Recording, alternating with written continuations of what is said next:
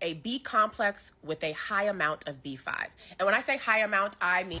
Oh, you touching on one of my favorite nutrients, B5.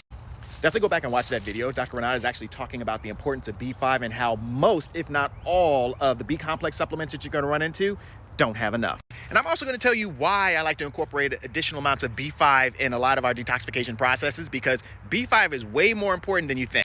And I bet you $10 that you ain't getting enough either. Number one, if you are stressed, You mean you live in the United States? B5 is actually considered to be one of the precursors for you to actually make cortisol.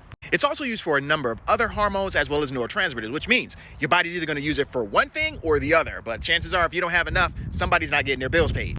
In addition, B5 is also responsible for how well we're able to process carbohydrate. Meaning, if you don't have any B5 in your system, you can kiss those carbohydrates goodbye. They're not going to convert to energy. Meaning, you become an EFN. You're eating for nothing.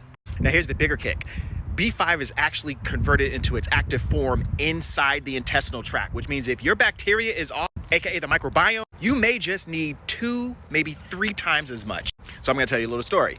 I had intestinal hyperpermeability, and basically what that means is I basically was having leaky gut. Now, as you know, with leaky gut, chances are you're not going to have the greatest of absorption. A lot of times this is going to be intermingled with other autoimmune disorders such as fibromyalgia, lupus, Crohn's disease, and so on and so forth. So when the gut can't break down all those nutrients, whether it's due to the actual lining itself or an off balance of the microbiome, you're going to wind up eating way more than the RDA actually suggests. Because again, keep in mind, you're trying to get something processed. Meanwhile, you're running high stress. How are you going to get the precursor nutrients to actually make that cortisol? So what I did was I doubled my dose. I was actually taking 500 milligrams twice a day in addition to a B complex to make sure that it actually worked. The B complex had some of that pantothenic acid in it as well.